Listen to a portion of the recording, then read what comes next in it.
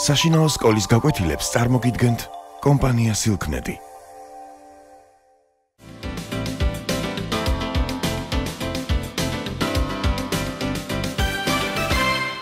გამარჯობათ, დღევანდელი ჩვენი გაკვეთილის თემაა სითბოს რაოდენობა. შეგახსენებთ, წინა გაკვეთილებზე ჩვენ გავეცანით სხეულის შინაგან ენერგიას. სხეულის შინაგანი ენერგია ეს არის სხეულის შემადგენელი ნაწილაკების კინეტიკური და პოტენციური ენერგიების ჯამი. შინაგანი ენერგიის შეცვლა ორი ხერხითაა შესაძლებელი. პირველი ეს არის მუშაობის შესრულებით, როცა ხდება სხეულის დეფორმაცია, ღუნვა, გრეხვა, დარტყმის შედეგად, ხახუნის შედეგად. და მეორე ხერხი ეს არის მუშაობის შესრულების გარეშე, როცა სხეულის შინაგანი ენერგიის შეცვლა ხდება სითბოცვლის პროცესში, იგივე თბოგადაცემის პროცესში. თუ სხეული შინაგანი ენერგია იზრდება, ვამბობთ, რომ მან მიიღო სითბო, ამ სხეულს გადაეცა სითბო, შესაბამისად თუ გადაეცა მაშინ შესაბამისად შინაგანი ენერგია იზრდება, ხოლო თუ სხეულს სხეულმა დაკარგა სითბოს რაოდენობა, გასცა სითბო, გაცივდა, სხეულის შინაგანი ენერგია იკლებს. სხეულის შინაგანი ენერგიის რაოდენობას, რომელსაც იღებს ან კარგავს სხეული თბოგადაცემის პროცესში, ეწოდება სითბოს რაოდენობა. ხაზს გაუსმევ ერთ გარემოებას, რომ სითბოს რაოდენობა ეს ტერმინი იხმარება მხოლოდ ისეთ პროცესებში, როდესაც სხეულის შინაგანი ენერგიის ზრდათუკლებ, ასე ვთქვათ, ცვლილება ხდება სითბოცვლის ან თბოგადაცემის გზით. მუშაობის შესრულების შედეგად, როდესაც არის შინაგანი ენერგიის ცვლილება, მაშინ ასე ვთქვათ, ამ ტერმინს არ ვიყენებთ. რაზეა დამოკიდებული სხეულის შინაგანი ენერგიის ის რაოდენობა, რომელსაც თბოგადაცემის პროცესში იღებს ან კარგავს სხეული. როგორ გამოვთვალოთ სხეულის შინაგანი ენერგიის ცვლილება? მე შეგახსენებთ სიტუაციას, რომელშიც თქვენ ცხადია ყოველ დღე და ჩვეულებრივ ყოფილ ცხოვრებაში ძალიან ხშირად აღმოჩენილ ხართ. ეს არის სიტუაცია, როცა მაგალითად გინდათ წყლის ადუღება, დაუშვათ ჩაის მომზადება. და გამოცდილებით იცით, რომ რაც უფრო დიდხანს დგას ცეცხლზე ჩაიდან, იმით უფრო ცხელია შესაბამისად წყალი, ამიტომ იმ დროზე, რა დროის განმავლობაში სხეულს მიეწოდება სითბოს რაოდენობა, ცხადია დამოკიდებულია სხეულის შინაგანი ენერგიის ნაზრდის სიდიდეც. რაც უფრო დიდხანს ვათბობთ სხეულს, მით მეტი სითბოს რაოდენობა გადაეცემა და მით მეტია სხეულის ტემპერატურა, შესაბამისად მით მეტად იზრდება სხეულის შინაგანი ენერგია. გაცივების დროსაც, რა თქმა უნდა, რაც უფრო დიდ დროს ვაცდით, ასე ვთქვათ, იგივე წყალს, იგივე სხვა სხეულს გასაცივებლად, ცხადია მით მეტ სითბოს რაოდენობას დაკარგავს და მეტი სიდიდით მცირდება მისი შინაგანი ენერგია. ანუ ჩვენს მიერ ჩატარებულ ცდებში სითბოს მეტი თუ ნაკლები რაოდენობა შევთანხმდეთ, რომ განისაზღვრება იმით, რაც უფრო მეტ დროს დავაცდით დაუშვათ სპირტქურის ალზე შეთბობას სითხისას, მით მეტი სითბოს რაოდენობა გადაეცემა მას. და რაც მეტი დროის განმავლობაში დავაყოვნებთ ცეცხლის გარეშე სითხეს, მით მეტ სითბოს რაოდენობას გასცემს და მით მეტად შემცირდება სითხის შინაგანი ენერგია. ასევე პირადი გამოცდილებით მე ახლა ამაზე ცდებს აღარ ჩავატარებ და თავს არ შეგაბეზრებთ, იცით რომ სხეულის გათბობას, მოდი ვილაპარაკოთ სითხეზე, ამ შემთხვევაში წყლის გათბობას მეტი დრო დასჭირდება იმ შემთხვევაში, თუ დაუშვათ მეტხანს მოგვიწევს მისი ცეცხლზე გაჩერება, თუ გსურს მაგალითად ერთი სავსე ჩაიდნის გაცხელება, ადუღება 100 გრადუს ტემპერატურამდე მიყვანა, თქვენ ალბათ იცით, რომ წყალი დუღდება 100 გრადუსზე და თუ ნახევარ ჩაიდანს დავდგავთ ცეცხლზე, მაშინ შედარებით ნაკლები დრო გვჭირდება იმისათვის, რომ წყალი ავადუღოთ. ანუ სითბოს რაოდენობა დამოკიდებულია იმ მასაზე, რა მასის სხეულსაც ვათბობთ. მეტი მასის სხეულს ცხადია მეტი სითბოს რაოდენობა სჭირდება გარკვეულ ტემპერატურამდე გასათბობად, ხოლო ნაკლები მასის სხეულს უფრო ნაკლები სითბოს რაოდენობა იმავე ტემპერატურამდე გასათბობად.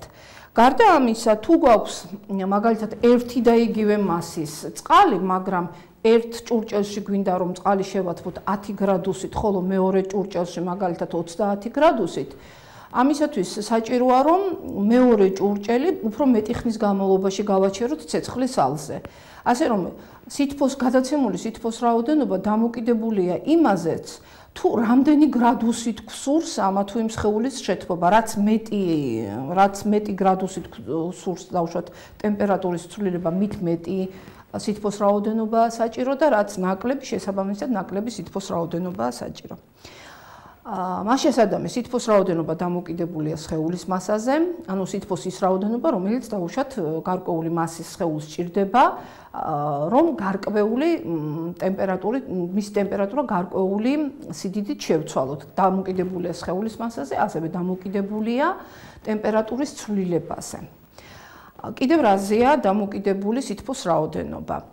შეგახსენებთ, რომ წინა გაკვეთილებზე ჩვენ გავიხსენეთ კი არა და გავეცანეთ დღის ბრიზ და ღამის ბრიზ, რომლის ბრიზის წარმოქმნის მექანიზმი ავხსენეთ თბოგამტარობით. ეხლა შევეცდებით, რომ ბრიზის წარმოქმნის მექანიზმი ცოტა უფრო სხვაგვარად ავხსნათ და ამასთან გავარკვიოთ საკითხი კიდევ რაზეა დამოკიდებული სითბოს რაოდენობა, რომელიც უნდა გადაეცეს მაგალითად სხეულს იმისათვის, რომ დავუშვათ ეს სხეული, მოცემული მასის სხეული, ნივთიერება გათბეს მაგალითად 1 გრადუსი, მოცემული, ასე ვთქვათ, ჩვენთვის სასურველი გრადუსებით.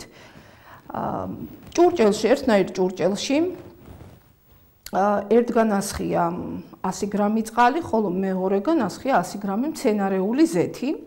მე ხა შევეცდები ორივე მათგანის გათბობას. ცხადია ამ ცდებისთვის სასურველია ელექტროქურის გამოყენება, რადგან ელექტროქურის სიმძლავრე, ასე ვთქვათ, ორივე შემთხვევაში ერთნაირია, მაგრამ სპირტის რაოდენობა ერთი და იგივეა სპირტქურები და შესაბამისად ცდომილება, რომელიც აი ამ ორი სპირტქურის სიმძლავრეს შორის შეიძლება არსებობდეს, მინიმუმამდეა დაყვანილი, ამიტომ ეს მაინც და მაინც დიდ გავლენას ცდის მიმდინარეობაზე არ მოახდენს. ამიტომ ასე ვთქვათ, ვიყენებთ ორ ერთნაირ სპირტქურას და დავიწყებ სითხეების შეთბობას.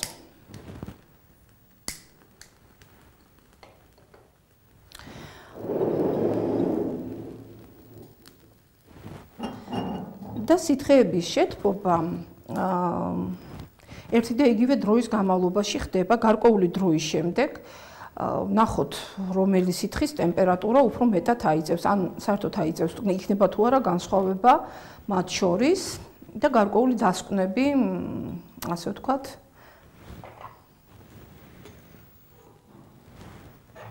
და ჩავაქერი. ახლა მე გავსინჯავ წყლის ტემპერატურას, მოგეხსენებათ თავიდანვე ორივეს, ასე ვთქვათ, ტემპერატურა იყო ერთი და იგივე, ოთახის ტემპერატურის იყო და დაახლოებით 24 გრადუსი იყო ორივეს ტემპერატურა. და ამ ხნის განმავლობაში, რა ხნის განმავლობაშიც მე ორივე სითხეს ვათბობდი. წყლის ტემპერატურა მაიწია. ხა ვიგეთქვით გარკვეული დრო თქვენ იცით, რომ მჭირდება იმისათვის, რომ სითბური წონასწორობა დადგეს თერმომეტრსა და თერმომეტრის რეზერვუარსა და სითხეს შორის. ამიტომ გარკვეული დრო ამისთვის საჭიროა. წყლის ტემპერატურა მაიწია 24 გრადუსი იყო, ეხლა არის 30 გრადუსამდე აღწევს, ანუ ამ ხნის განმავლობაში წყლის ტემპერატურა მაიწია 6 გრადუსით. 6 გრადუსით. ეხლა ნახოთ ზუსტად 6 გრადუსით აიწია, თქვენ შეგიძლიათ ნახოთ ეს კადრში. 30 გრადუსს მიუახლოვდა თერმომეტრის ჩვენება. ხა მე გავსინჯავ ზეთის ტემპერატურას, რომლის საწყისი ტემპერატურა ასევე იყო 24 გრადუსი. და შემიძლია გაჩვენოთ ასევე კადრში, რომ ამ ხნის განმავლობაში ცოტა დრო დავაცადოთ ამასაც. ამ ხნის განმავლობაში ზეთის ტემპერატურა უფრო მაღლა წეული, დაახლოებით 33 გრადუსს უტოლდება მისი ტემპერატურა, 3 გრადუსით უფრო მაღლა ვიდრე წყლის. გასაგებია ხა აღარ არის საჭირო, მე მგონი დროის კარგვა, ამაზე მე შემიძლია გაჩვენოთ, ასე ვთქვათ, 34 გრადუსამდე აიწია ამ ხნის განმავლობაში ზეთის ტემპერატურა, მე შემიძლია ეს კადრში გაჩვენოთ. და ის განსხვავება, ხა რითია განსხვავება გამოწვეული ტემპერატურული ცვლილებისა. მასები ერთი და იგივეა სითხეების, ოღონდ გვარობა სითხეებისა სხვადასხვაგვარია და ცხადია, რომ გადაცემული სითბოს რაოდენობის ხარჯზე, ასე ვთქვათ, წყლის ტემპერატურა შეიცვალა უფრო ნაკლებად, ვიდრე ზეთის ტემპერატურა. ისე რომ სითბოს რაოდენობა დამოკიდებულია ასევე იმ ნივთიერების გვარობაზე, რომელი ნივთიერების შეთბობაც, ასე ვთქვათ, არის საჭირო. ასე რომ საერთო ჯამში მთელი ამ საუბრიდან და ჩვენი ცდებიდან გამომდინარე, ჩვენ შეგვიძლია შევაჯამოთ და ვთქვათ, რომ სითბოს რაოდენობა გადაცემული სითბოს რაოდენობის ხარჯზე სხვადასხვა ნივთიერების შინაგანი ენერგია შეიცვლება სხვადასხვანაირად. და დამოკიდებულია ეს ცვლილება იმაზე, თუ რა მასისაა ნივთიერება, ასევე დამოკიდებულია იმაზე, რამდენი გრადუსით გვინდა, ასე ვთქვათ, ტემპერატურული ცვლილება დამოკიდებულია ნივთიერების გვარობაზე და საბოლოო ჯამში აი ამ ცდებისა თუ ჩვენი დაკვირვებების შედეგი მათემატიკურად შეგვიძლია ასე გამოვსახოთ. სითბოს რაოდენობას აღნიშნავენ დიდი Q-თი და Q უდრის პატარა C გამრავლებული M-ზე და გამრავლებული T2-ს მინუს T1. ეხლა რა არის თითოეული მათგანით, თითოეული სიმბოლოთი რა გვაქვს აღნიშნული.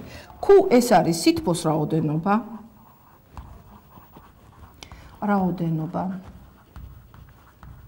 რომელიც გადაეცემა სხეულს, რომლის საწყისი ტემპერატურაა T1, ანუ T1 არის საწყისი ტემპერატურა. ხოლო და გადაცემული სითბოს რაოდენობაზე ნივთიერება ტბება T2 ტემპერატურამდე, ანუ T2 არის ნივთიერების საბოლოო ტემპერატურა.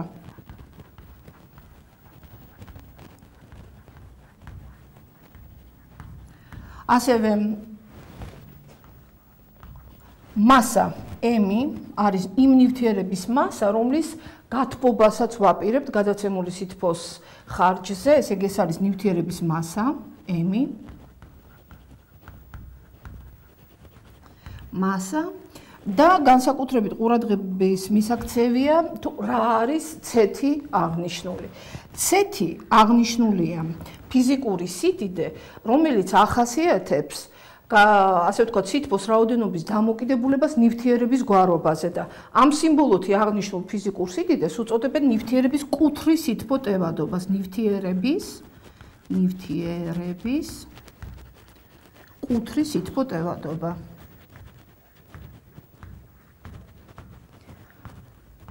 სითბო ტევადობა. კუთხრი სითბო ტევადობა.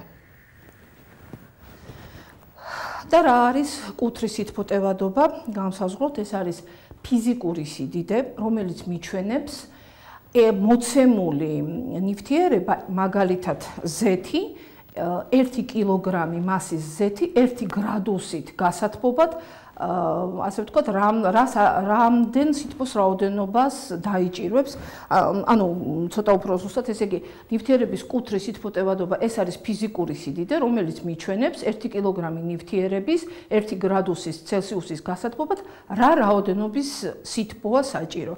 კუთხრი სითბო ტევადობა სხვადასხვა ნივთიერებას აქვს სხვადასხვანაირი, ასე ვთქვათ, და ამისთვის სპეციალური ცხრილი არსებობს, სადაც მოცემულია სხვადასხვა ნივთიერების კუთხრი სითბო ტევადობები და ცოტა მოგვიანებით მე ამას კადრში გაჩვენებთ.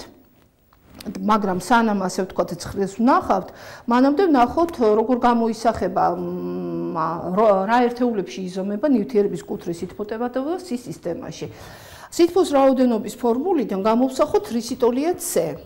C უდრის სითბოს რაოდენობა შეფარდებული M გამრავლებული დელტა T-ზე. დელტა T ის ტემპერატურული ცვლილება აღნიშნული, რომელიც მოცემულ პროცესში, რომელიც ვთქვათ, მოცემულ პროცესში ნივთიერებამ განიცადა, T1-დან T2 ტემპერატურამდე, მისი ტემპერატურის ზრდისას ან კლებისას. კიდევ ერთხელ, ესე იგი, დელტა T აღნიშნულია ტემპერატურის ცვლილება. სხვაობა T2-ს მინუს T1 აღნიშნულია დელტა T. ეხლა სისტემაში კუთრის სითბო-ტევადობის ერთეული გამოისახება შემდეგნაირად. სითბოს რაოდენობის ერთეული სისტემაში შეფარდებული მასის ერთეულთან, მასის ერთეულის ნამრავლთან, ტემპერატურის ერთეულზე სისტემაში. რა არის სითბოს რაოდენობის ერთეული სისტემაში? შეგახსენებთ გაკვეთილის დასაწყისში მე აღვნიშნე, რომ სითბოს რაოდენობა ეს არის შინაგანი ენერგიის ის ნაზრდი, შინაგანი ენერგიის ცვლილება, რომელიც თბოგადაცემის პროცესში, ასე ვთქვათ, რა სიდიდითაც გაიზარდა თბოგადაცემის პროცესში სხეულის შინაგანი ენერგია. ანუ სითბოს რაოდენობა ეს არის შინაგანი ენერგიის ცვლილების ის სიდიდე, რა სიდიდითაც თბოგადაცემის პროცესში სხეულის შინაგანი ენერგია იზრდება ან მცირდება. შინაგანი ენერგია იცით, რომ იზომება ჯოულებში, შესაბამისად სითბოს რაოდენობაც გაიზომება ჯოულებში. ამიტომ Q-ს, ანუ სითბოს რაოდენობის სისტემაში ერთეული, ეს არის თქვენ იცით 1 ჯოული, მასის ერთეულია 1 კილოგრამი, ტემპერატურის ცვლილების, ანუ იგივე ტემპერატურის ერთეული ეს არის 1 გრადუსი ცელსიუსის, ანუ საბოლოო ჯამში კუთრის სითბო-ტევადობის ერთეულის სისტემაში გამოისახება შემდეგნაირად 1 ჯოული შეფარდებული კილოგრამის ნამრავლი გრადუსი ცელსიუსზე. 1 ჯოული კილოგრამი გრადუსი ცელსიუსზე ეს ისეთი ნივთიერების კუთრის სითბო-ტევადობაა, რომლის 1 კილოგრამი მასა იმისათვის რომ შევათბოთ 1 გრადუსი ცელსიუსით, ასე ვთქვათ, საჭიროა 1 ჯოული სითბოს რაოდენობა. ანუ კუთრის სითბო-ტევადობის ერთეულად მიღებულია ისეთი ნივთიერების კუთრის სითბო-ტევადობა, რომლის 1 კილოგრამი მასის პორციის 1 გრადუსი ცელსიუსით გასათბობად საჭიროა 1 ჯოული სითბოს რაოდენობა. ეხლა თქვენ კადრში ხედავთ ცხრილს, სადაც გამოსახულია სხვადასხვა ნივთიერების კუთრის სითბო-ტევადობა ოთახის ტემპერატურაზე 20 გრადუს ცელსიუსზე. დააკვირდით ცხრილის მონაცემებს და შევეცადოთ გავცეთ პასუხი შემდეგ კითხვებს. მაგალითად, რას ნიშნავს ტყვიის კუთრის სითბო-ტევადობა? დააკვირდით ცხრილში მოცემულია ტყვიის კუთრის სითბო-ტევადობა 140 ჯოული კილოგრამი გრადუსი ცელსიუსთან.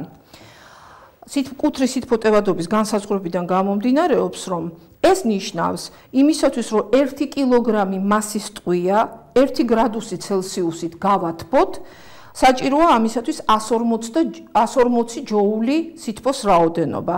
და მეტიც, თუ ტყვია 1 კილოგრამი მასის 1 გრადუსი ცელსიუსით ცირდება, მაშინ ტყვია ამ დროს კარგავს სითბოს რაოდენობას, რომელიც 140 ჯოულის დოლია.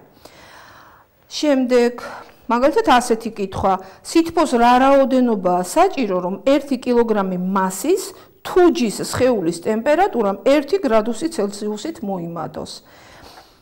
მოვნახოთ ცხრილში თუჯის კუთრის სითბო-ტევადობა, ეს არის 540 ჯოული კილოგრამი გრადუსი ცელსიუსთან და შეგახსენებთ ეს რიცხვი, ასე ვთქვათ, კუთრის სითბო-ტევადობა თუჯისა გვიჩვენებს, რომ იმისათვის, რომ თუჯის 1 კილოგრამი მასის თუჯის სხეულის ტემპერატურამ 1 გრადუსი ცელსიუსით მოიმატოს, საჭიროა 540 ჯოული სითბოს რაოდენობა. შემდეგ, სითბოს რა რაოდენობას გასცემს, მაგალითად 1 კილოგრამი მასის რკინის სხეული, თუ მისი ტემპერატურა 1 გრადუსი ცელსიუსით შემცირდება. ცხადია, ამასაც გვიჩვენებს რკინის კუთრის სითბო-ტევადობა, რომელიც ცხრილში შეგვიძლია მოვძებნოთ, ეს არის 460 ჯოული შეფარდებული კილოგრამი გრადუს ცელსიუსთან. და იმისათვის, რომ 1 კილოგრამი იმ დროს, როცა 1 კილოგრამი მასის რკინის სხეულის ტემპერატურა 1 გრადუსი ცელსიუსით შემცირდება, რკინის სხეული კარგავს სითბოს რაოდენობას, რომელიც 460 ჯოულის ტოლია.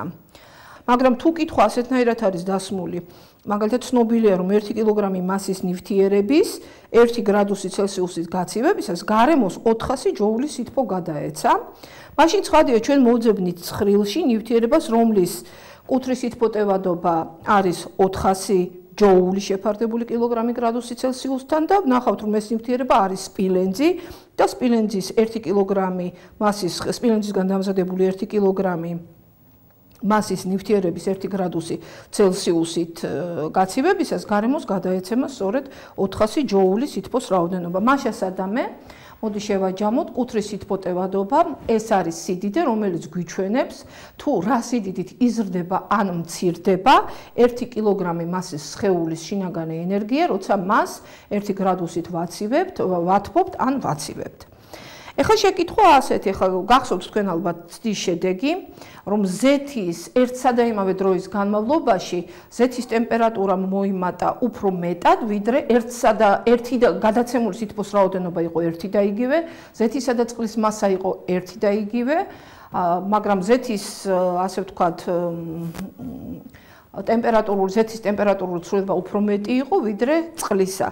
ეხლა ჩვენ ვნახოთ, რატომ მოხდა ეს ასე. თუ თქვენს ეკრანზე ჩანს, ასე ვთქვათ, ცხრილი და დააკვირდით ცხრილის მონაცემები, მცენარეული ზეთისთვის კუთრის სითბო-ტევადობა არის 1700 ჯოული შეფარდებული კილოგრამ გრადუს ცელსიუსთან, ხოლო წყლისა არის 4200 ჯოული კილოგრამი შეფარდებული გრადუს ცელსიუსთან. ეს იმას ნიშნავს, რომ იმისათვის, რომ 1 კილოგრამი მასის ზეთი გავათბოთ 1 გრადუსი ცელსიუსით, მას გაცილებით ნაკლები სითბოს რაოდენობა სჭირდება, ვიდრე 1 კილოგრამი მასის წყალს. შესაბამისად, თუ ერთსა და იმავე სითბოს რაოდენობას გადავცემთ, ასე ვთქვათ, ზეთსა და წყალს ერთსა და იმავე დროის განმავლობაში, ცხადია, ზეთის ტემპერატურა გაცილებით უფრო მეტი გრადუსით აიწევს ზემოთ, ვიდრე წყლისა. და რა ხდება გაცივების დროსაც. თუ ერთსა და იმავე დროის განმავლობაში დავაკვირდებით ზეთს და წყალს, ჩვენ შეგვიძლია ვნახოთ, რომ ზეთი უფრო სწრაფად დაიწყებს გაცივებას, ვიდრე წყალი და მე მინდა რომ აი ამ ფაქტს მიაქციოთ ყურადღება, გაიხსენეთ ალბათ, გახსოვთ თქვენ, როცა ბრიზის წარმოქმნის მექანიზმს ხსნიდით, მაშინ ვთქვით, რომ ხმელეთი დღისით უფრო სწრაფად თბება, ვიდრე წყალი და გაცივების დროს ხმელეთი უფრო სწრაფად ცივდება, ვიდრე წყალი, სწორედ აი ამ კუთრის სითბო-ტევადობას შორის განსხვავებისა და გამო. ისტორიულად სითბოს ერთეულად მიღებული იყო 1 კალორია. მე მინდა რომ ეს, ასე ვთქვათ, კალორია ეხლაც არის ხოლმე ძალიან ხშირად ამოცანებში გამოყენებული, ამიტომ მინდა რომ ამ თემასაც შევეხო.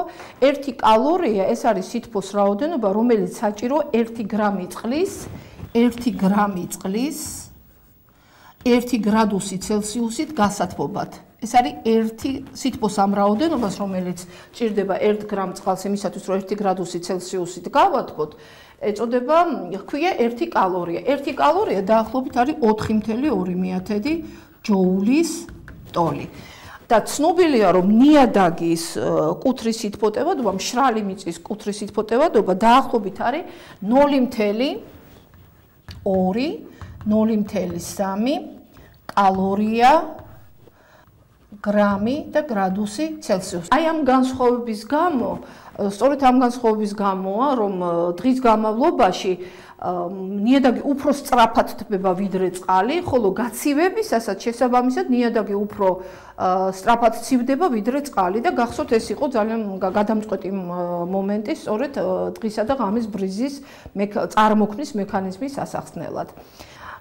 ამით ჩვენი გაკვეთილის თემა ამოწურულია. მომდევნო გაკვეთილებზე კიდევ უფრო, ასე ვთქვათ, ღრმად შევეხებით ამ თემას. მადლობთ ყურადღებისთვის. კარგად გრძანდებოდეთ.